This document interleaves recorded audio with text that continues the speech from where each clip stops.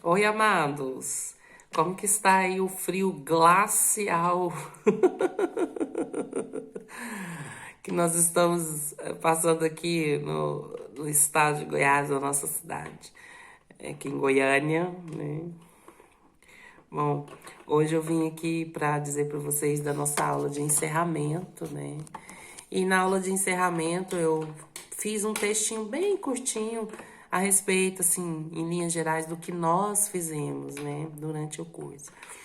E ao final eu pedi, assim, uma opinião, né, para saber de vocês, o que acharam, o que aprenderam, o que gostaram, o que não gostaram, tá bom? Para fortalecer também o trabalho do professor, né? Para melhorar, buscar melhorar.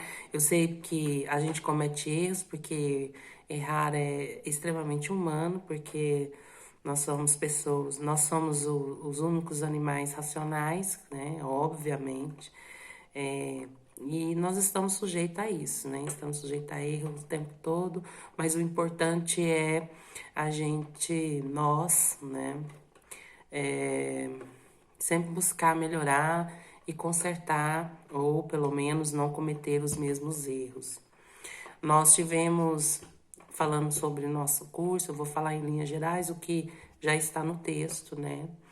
Que a princípio nós vimos, eu sempre falo de Constituição Federal, mas nós vimos a princípio um conceito de Estado, né? Que o Estado, seus elementos, né, que compõem o Estado. Nós vemos que a soberania é um poder constituído, né, como o Capitão Planeta, né? Eu estou fazendo uma metáfora engraçada, mas a união de todos faz a força, então isso é a soberania que nós iremos, então, reconhecer os poderes constituídos, que esses poderes constituídos, eles vão estar regulamentados dentro de um documento, e esse documento é a Constituição Federal, isso de 88, eu estou me referindo ao Brasil, né? Não estou me referindo a outros países. Então, nós temos a Constituição Federal de 88, onde tem todos os poderes constituídos, e lá nós vamos ver que existem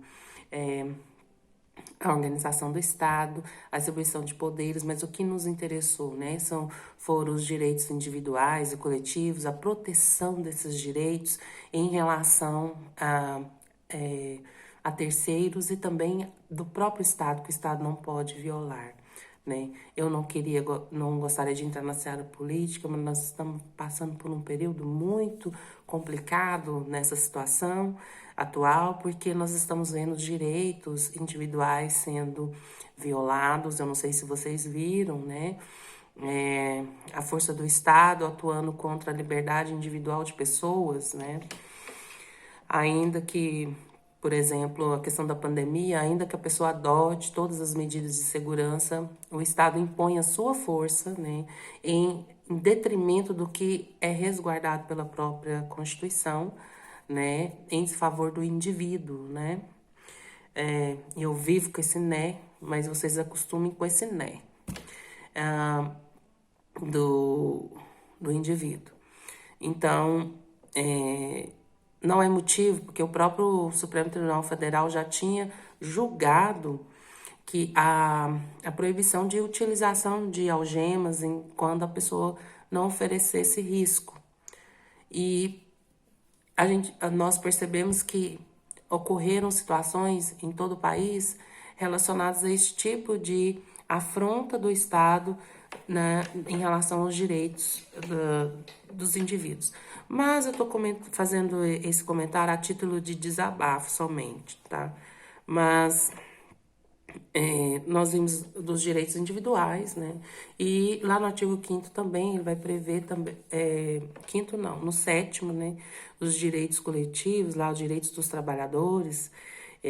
Nós citamos o inciso 22, né? Que a empresa terá, o empregador, a empresa terá que adotar todas as medidas que protejam a segurança, a saúde, né? Do trabalhador.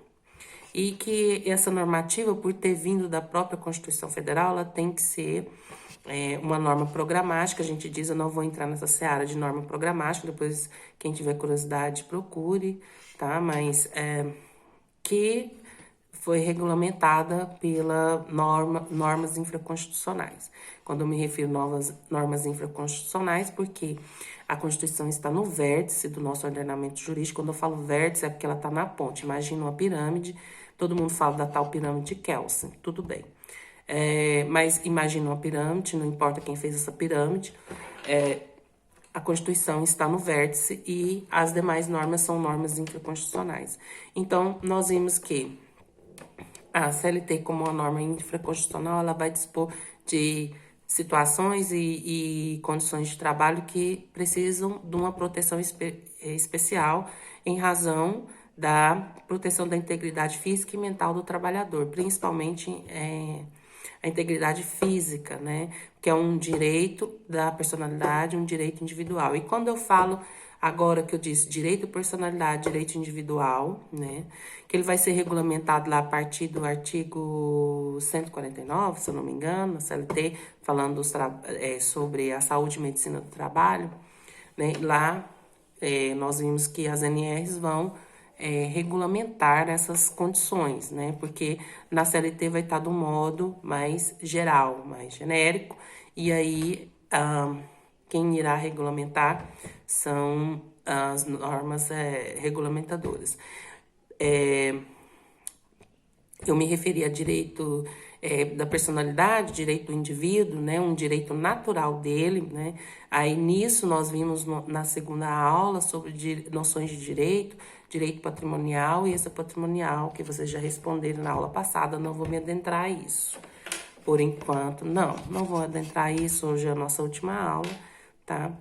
E observamos que essas normas regulamentadoras, infelizmente, em razão do período, né, do módulo que só possui 15 aulas, né, foi impossível, é impossível, humanamente impossível, ver todas as NRs, a não ser que eu fizesse todo aquele trabalho, né, que eu falei para vocês, enviasse as NRs e questões e questões e questões, e aí ia confundir vocês, então eu optei por passar algumas que são as mais utilizadas, tá?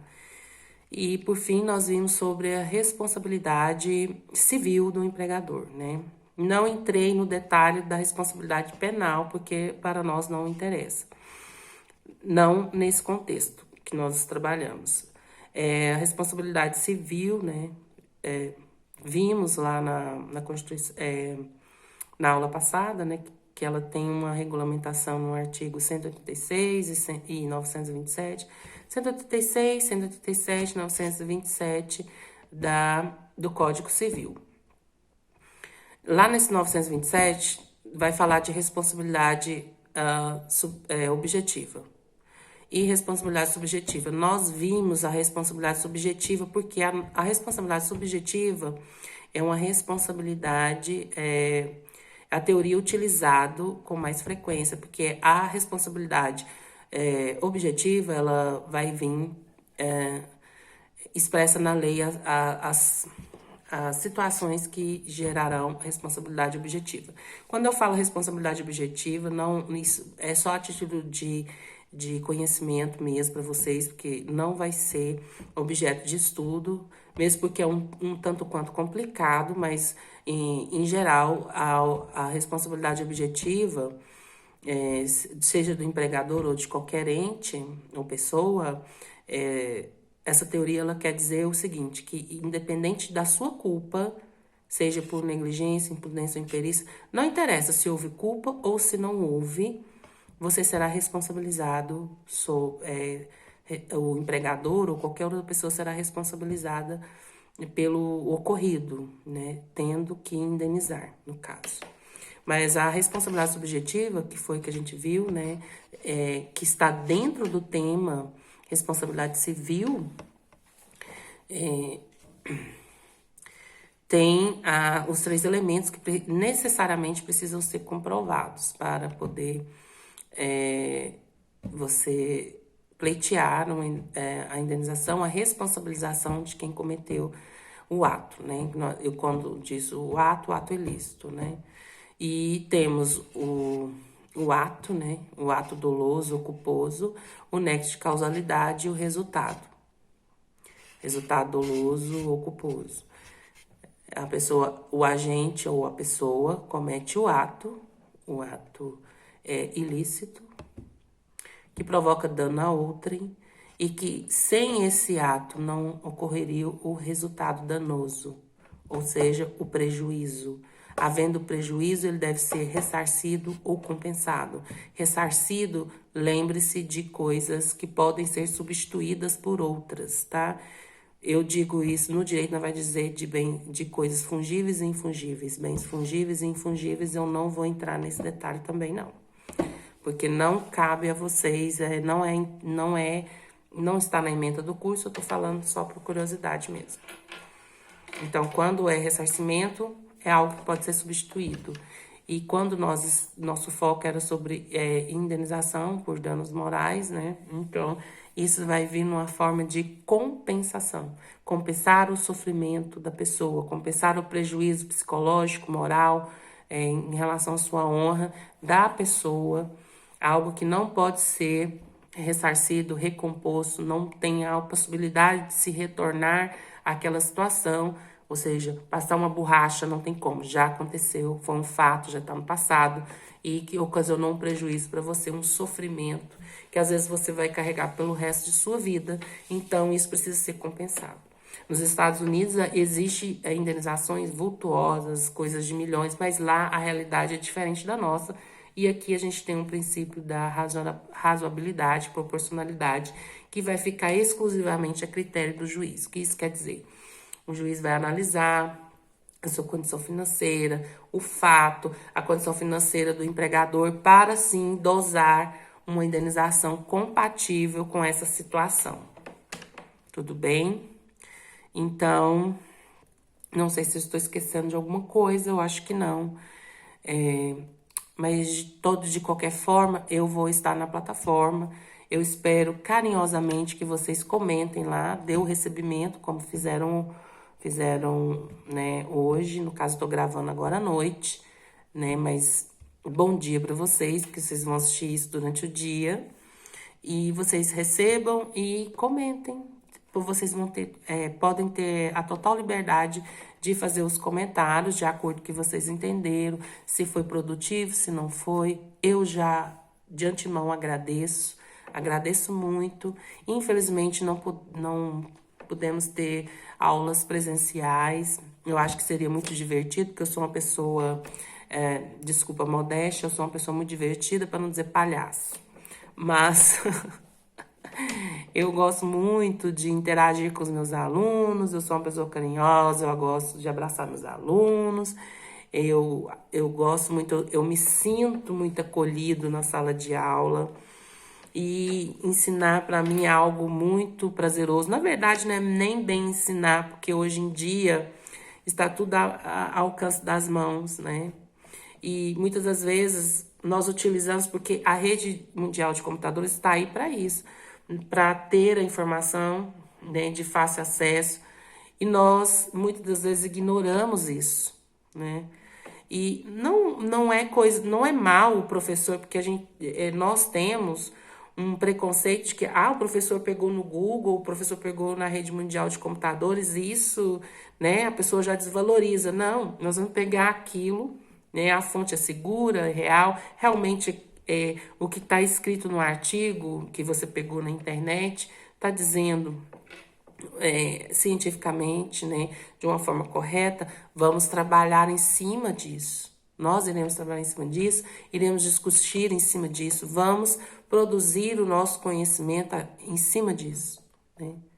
Então, não vejo motivo de vocês criticarem, não estou me referindo a mim, mas somente a mim, mas qualquer outro professor, mesmo porque não estamos podendo ir para a escola, a biblioteca está fechada. E a biblioteca digital, o professor não pode imprimir, tem que pagar. Então, é complicado utilizar, inclusive, a internet, a biblioteca digital, né? A biblioteca digital. Então, é isso. Eu quero agradecer muito, muito, muito, muito vocês. Para quem não é ateu, que vocês fiquem com Deus, que Deus abençoe a nossa jornada. Eu creio que em breve iremos nos encontrar em uma nova disciplina. Talvez eu não haja contento, porque talvez eu possa não ter domínio sobre a situação, sobre o conteúdo, mas iremos trabalhar juntos, né? Produzir esse conhecimento. Iremos fazer nossas lives maravilhosas. E é isso. Um beijo no coração de vocês, a gente se fala já já.